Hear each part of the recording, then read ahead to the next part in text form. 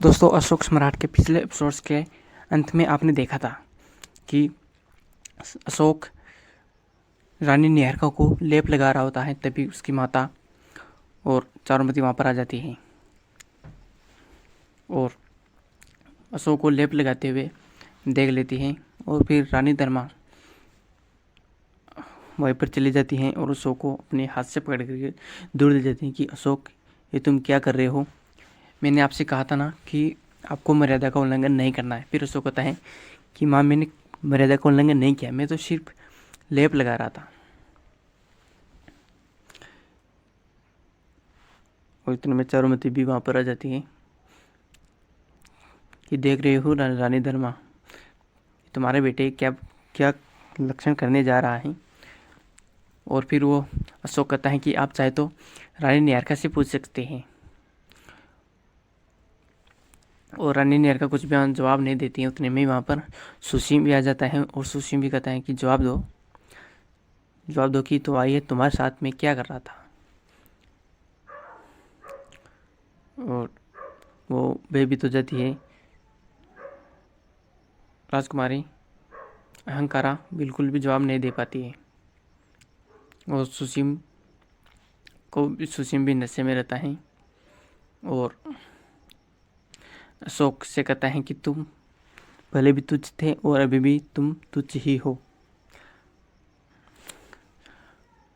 और फिर अशोक कहता है कि नहीं सुसीम, नहीं भ्राता, मैंने कोई गुनाह नहीं किया है, मैंने सिर्फ उनको लेप लगाया है। और फिर सुसीम को क्रोधित हो जाता है कि भ्राता नहीं, मैं राजा हूँ, तुम मुझे राजा राजा जी कहकर बुलाओ। और अशोक को एक थप्पड़ जड़ देता है। अशोक फिर भी शांत रहता है, लेकिन सुसीम दूसरी ओर दिखाया जाता है कि जो सुसीम की श्यामा की माता है, वो दास्तान से मिलने के लिए वहाँ पर पहुँच जाती है और अंदर प्रवेश भी कर लेती है। और उसी के सामने एक खुरासानी सैनिक होता है जिसको वो लोग वहाँ से भगा देते हैं, मार पीट करके भगा देते हैं कि खुरासानियों का नाम तक नहीं दिखना चाहिए यहाँ पर। और वहीं पर श्यामा की माता चली जाती है और वो चाकू से वहाँ पर प्रहार करने लग जाती है कि मैं दास्तान की मौत करूँगी, दास्तान को मरना ही होगा मेरे हाथों से, मुझे इससे कोई नहीं बचा सकता है। और इतने में जो अन्य सैनिक होते हैं उसके पीछे से सिर में दे लेते हैं और वो वहीं पर बेहोश हो जाती है। दूसरी ओर दिखाया जाता है कि सुसीम और राजकुमार यहाँ पर आपस में झगड़ रहे होते हैं और जैसे रानी धर्मा कुछ करने वाली थी कि तभी सुसीम उनसे कहता है कि आप तो चुप ही रहिए। और सुसीम गुस्से में कहता है कि इसमें अशोक की कोई गलती नहीं, गलती तो आपकी है कि जो इसमें रक्त तो कि आपका ही है। और इतने में ही राजकुमार अशोक को गुस्सा आ जाता है और वो गुस्से में सुसीम को थप्पड़ मार देता है, जिससे सुसीम बेहोश हो जाता है और वहीं पे गिर जाता है। रानी चारुमती सैनिकों को बुलाते हैं कि प्रभारी राजा पर आक्रमण हुआ है, जल्दी से सहायता करें। और वहाँ पर आचार्य खलटक और सैनिक वहाँ पर आ जाते हैं और रानी चारुमती कहती हैं कि अशोक ने प्रभारी राजा पर हाथ उठाने का अपराध किया है और इसे तुरंत बंदी बना लिया जाए। जैसे ही सैनिक बंदी बनाने जाते हैं, अशोक तलवार हाथ में ले लेता है और उनको रोक लेता है। और फिर आचार्य खलटक कहते हैं कि आपने अपराध किया है और आपको दंड मिलेगा ही। फिर अशोक कहता है कि मैंने कोई अपराध नहीं किया है, मैंने केवल सत्य का सामना किया है। और वो अपनी तलवार वापस से रख देता है और उनके साथ में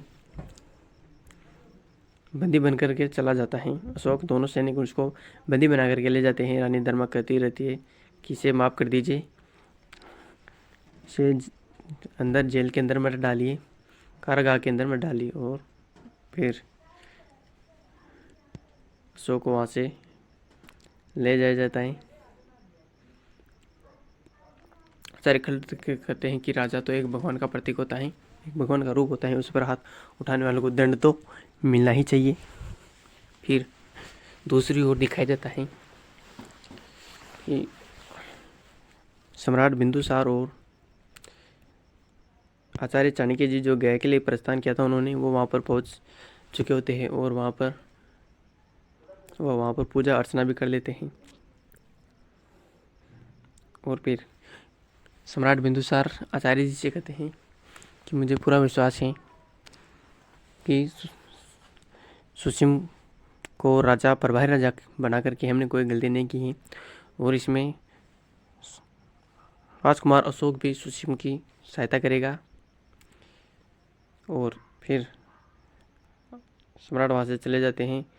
आचार्य जी को वहाँ पर कुछ शक होता है और वहाँ पर उनको पत्ते हिलते हुए दिखाई देते हैं, लेकिन उनको नज़र नहीं आता है और वहाँ पर एक विष कन्या होती है। दूसरी ओर दिखाया जाता है कि राजमाता हेलेना के पास में एक दासी आती है और वो राजमाता हेलेना को सूचना देती है कि आज हमारे महल के अंदर क्या हुआ है, और जो भी घटित हुआ राजकुमार अशोक और सिंह वो सब सूचना वहाँ देती थी। और फिर दूसरी ओर दिखाया जाता है कि सुसीम बेहोश अवस्था में होता है, अपने कक्ष के अंदर लेटा हुआ होता है, और रानी चारुमती राजकुमारी अहंकार से कहती है कि जल्दी से लेप बना करके लेकर के आओ, इतनी धीरे धीरे आप क्यों चल रही है।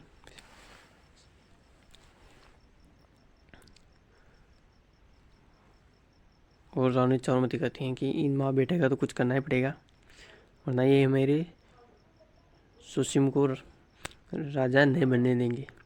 इतने में ही वहाँ पर राजमाता हेलेना जाती है, जो कि सुसीम और अशोक को दोनों को ही अलग अलग देखना चाहती हैं, और इन दोनों को लड़वाना चाहती हैं। और उन दोनों को भड़काने के लिए रानी चारुमती के पास में बैठ जाती हैं और अशोक और रानी धर्मा की बुराई करने लग जाती है।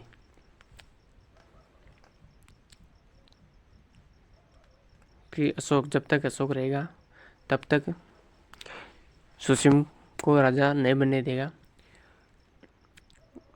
उसके बाद ही सुसीम राजा बन पाएगा। इस प्रकार से जो राजमाता हेलेना है वो रानी चारुमती को रानी धर्मा और अशोक के खिलाफ में भड़काने का प्रयास करती है और उनको कहते हैं कि जो मेरे आपके पास जो जादू टोने का मंत्र है मैंने उसे गुप्त रखा है, और आपने पहले भी इसको करने का प्रयास किया था, मैंने आपको देख लिया था और मैंने अभी तक उसको किसी को भी नहीं बताया है। और अब आपको आगे क्या करना है ये तो आप समझ ही गई होंगी कि किस प्रकार से रानी धर्मा और उसके पुत्र को यहाँ से दूर किया जा सकता है।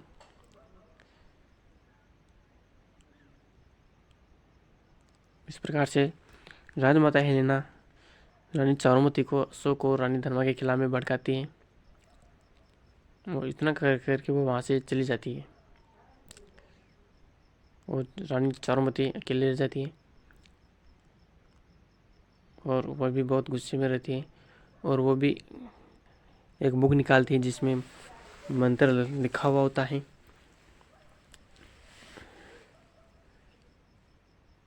दूसरी ओर रानी हेलेना वापस आ जाती है, अपने कक्ष की ओर जाती है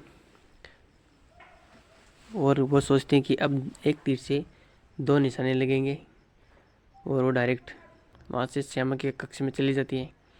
और जाते ही श्यामा पूछता है कि माँ मैंने नहीं सुना है कि सुसीम और मराठा अशोक के मध्य में कुछ मतभेद हुए हैं, उनके मध्य में लड़ाई हुई है और मैं उनको समझाने जाता हूँ, लेकिन राजमाता हेलेना कहते हैं कि मैं तो आपसे मिलने आई हूँ, तो क्या आप कुछ समय के लिए भी मेरे से बातचीत नहीं करेंगे। और वो श्यामा को नहीं जाने देती हैं। दूसरी ओर अशोक को कारागार के अंदर डाल दिया जाता है और वहाँ पर रानी धर्मा और आचार्य राधागुप्त वहाँ से अशोक से मिलने के लिए आते हैं और अशोक को समझाते हैं कि आपको वहाँ पर सभा में, आज होने वाली सभा में आपको अपने आप पर नियंत्रण रखना है और ऐसा कुछ भी नहीं बोलना है जिससे वो क्रोधित हो जाए और आपको ज़्यादा से ज़्यादा दंड मिले। और ये सब समझाते हैं आचार्य खलटक और रानी धर्मा कि प्रभारी राजा पर आक्रमण करने का दंड बहुत ही कठिन होता है और इसे केवल यदि सुसीम चाहे तो वो ही क्षमा कर सकता है, अन्यथा दंड बहुत ही भारी हो सकता है। और फिर रानी धर्मा अशोक से वचन लेते हैं कि आप कुछ भी सभा में अनुचित नहीं करेंगे और इस प्रकार से फिर वहाँ से चली जाती है रानी धर्मा और आचार्य राधागुप्त। और फिर अशोक अकेला कारागार के अंदर सोचता है कि राजमाता हेलेना ने सही कहा था कि अवश्य ही कुछ संकट आने वाला है। और दूसरी ओर दिखाया जाता है कि जो रानी चारुमती होती है वह भी कुछ जादू टोना करती हैं। अशोक और उसकी माता पर जादू टोना करना शुरू कर देती हैं और आचार्य राधागुप्त एक पत्र लिखते हैं कि सम्राट बिंदुसार को और आचार्य चाणक्य जी को कि वह शीघ्र महल में पहुँचे और यहाँ पर कुछ समस्याएं उत्पन्न हो गई हैं। और दूसरी ओर रानी धर्मा भी ईश्वर से प्रार्थना करते हैं कि ईश्वर आप मौर्य साम्राज्य की रक्षा करें और अशोक को दंड से बचाए। और जैसे ही सैनिक पत्र लेकर के जा रहा होता है आचार्य राधागुप्त का, तभी आचार्य खलटक का सैनिक उनको पीछे से एक तीर लगा देता है जिससे कि वो पत्र लेकर के न जा पाए। और दूसरी ओर राजमाता हेलेना श्यामक के कक्ष में होती हैं और वो श्यामक को ही यहाँ का राजा बनाना चाहती है। वो चाहती है कि सुसीम और अशोक आपस में लड़े और उन दोनों के मध्य युद्ध हो और वो आपस में ही निपट जाए और यहाँ का राजा श्यामक बने। वो दूसरी ओर दिखाया जाता है कि अशोक अपने कारागार में होता है और उसको जब भी घटित हुआ जैसे किस प्रकार से उन्होंने उसको थप्पड़ मारा सुसीम को, ये सब उसको याद आता है। फिर से दूसरे दिन रानी धर्मा और आचार्य राधागुप्त अशोक से मिलने के लिए वहाँ पर आते हैं और फिर से अशोक को समझाते हैं कि आज की सभा में आपको कुछ भी अनुचित नहीं करना है और मैंने सम्राट बिंदुसार और आचार्य जी को पत्र लिख दिया है।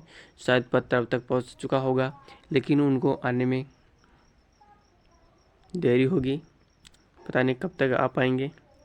और तब तक के लिए आपको अपने आप पर नियंत्रण रखना होगा और ऐसी कुछ भी हरकत नहीं करनी है जिससे आपको दंड देना पड़े। इस प्रकार से ये वाला एपिसोड ये पर समाप्त हो जाता है। वीडियो को लाइक करें, चैनल को सब्सक्राइब करें। थैंक्स।